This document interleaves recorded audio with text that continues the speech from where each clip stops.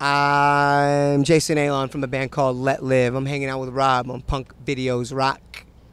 It's been a minute. I saw you back at Chain when you guys were doing like local shows like every other weekend out there. Yeah. And like I mentioned earlier, dude, it's a big change this past couple years, you know. Tell me that experience for Letlive and yourself as well. Yeah, I mean, you hit the nail on the head with that one. I mean, we honestly were just a local band playing local shows and trying our absolute hardest to play shows outside of the local realm. And you know, now we get the chance to call this a career, and I think that sort of the feeling that we get, all of us as a band, is one of the most exceptional feelings we could ever think about or ask for. We're lucky. We're really, really fucking lucky. Yeah. And we know that, and every single day we honor that by trying to do the best we can while on stage. And I think also, in order to really keep a sense of perspective regarding myself in this and all of us in this band, is that you come from a local. I still think we're a local band. We're here today in Los Angeles, so that to me, we're a local band. It still blows my mind to like see, like, go on your Facebook page, for example, and like see LA or like. Yeah, I'm just like, dude, these guys, I feel like they're all over the world, but LA nowadays. Yeah, I know, isn't it wild? Yeah, and I think that sort of grounding sense of that frame of mind that we try to exist in as Letlive is that we're always going to be that local band, just maybe a little better at playing our instruments now, you know? Now, aside from being that band, it was never really about you guys were that band, how you kept mentioning right now. It was more like a lifestyle for you guys, right? Yeah. And that also led you to open up this new, you know, avenue for you, which is your clothing. And what is it, the oil, the beard? Yeah, just a lifestyle brand, essentially. Yeah, I mean, yeah, it's kind of crazy. And I do think that the sort of the catalyst or the evolution of everything that we did via Letlive, in that essence, that's our mindset. That's who we are. That's how we operate. So I think that just about any other endeavor that I or the guys pursue, outside of Letlive, will hold those very, very similar characteristics and I guess offer the same sort of feeling. And with this company that you just mentioned, Gentlemen in Real Life, that just kind of happened a week ago.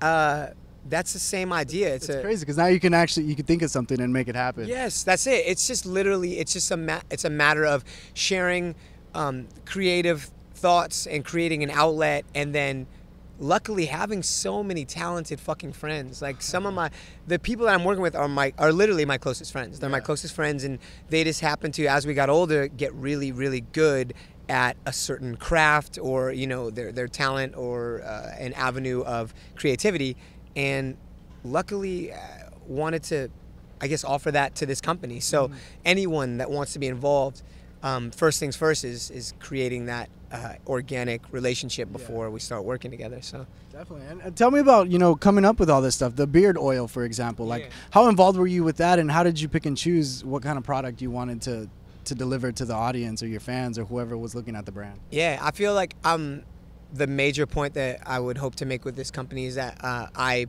and my friends that are working with it, we all make sure that we not only use but fully endorse what it is that we're offering. So I had a friend, his name's Dan Pugsley, he's in a band called Skindred.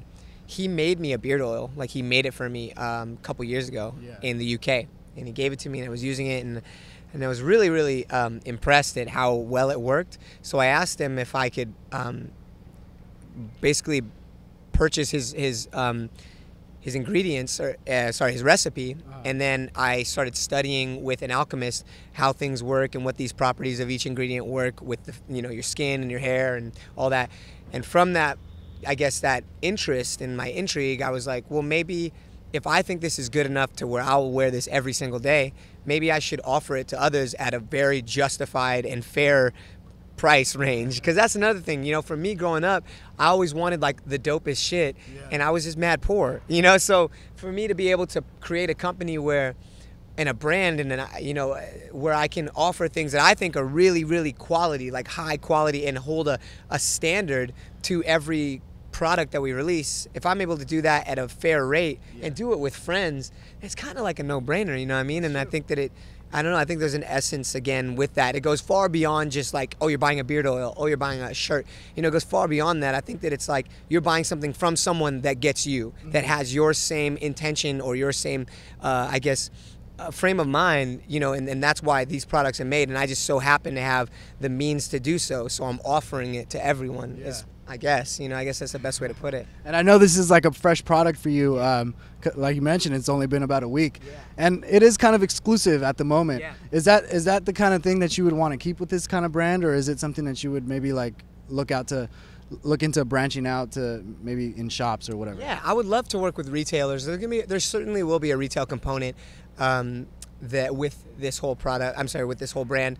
As of right now, I'm essentially what I'm doing is presenting Gentlemen in Real Life as I've presented everything from my first punk rock band, Fubar, to Letlive, to whatever else, you know, I've ever been involved with, was a very do-it-yourself, DIY-oriented foundation. Mm-hmm. So for me, this is simply just hustling a product the only way I know how, you know, and like really getting the word out the only way I know how, and that's person to person. So talking to you, talking to whoever comes to the table tonight, being like, this is what it is, and I'm not bullshitting you, and this isn't just, I honestly, and I'm gonna say this like on the record, I really don't give a fuck about being like a millionaire or even 100,000-aire. Maybe even like a $10 like I'm not really tripping on making money. What I want to do is offer a product that kind of sustains and or becomes a characteristic of a lifestyle. Okay. And that I think is just so cool. And I think there's a few brands that have done it. And I would like to at least try, at least say I tried. I'm not even out here being like, we're going to be the biggest brand, peep us in Macy's. Like, it's not about that. Coming soon. Yeah, like I'm not trying to be on a float in the parade, you know. Yeah. I just want to offer some really quality, handmade, awesome shit to people. And I know that I should be talking a little more professionally about my, you know, my corporate endeavor. It's all good. It's actually segueing into my next question, because we all know you as that wild man that goes on stage breaking everything, right? Yeah. So I mean, how different are you now with this like corporate kind of side of you? Nah, I'm the same motherfucker. I'm the same dude, man, and I'll always be the same person. And I think that is gonna. I would like to hope, you know, that would shine through and be very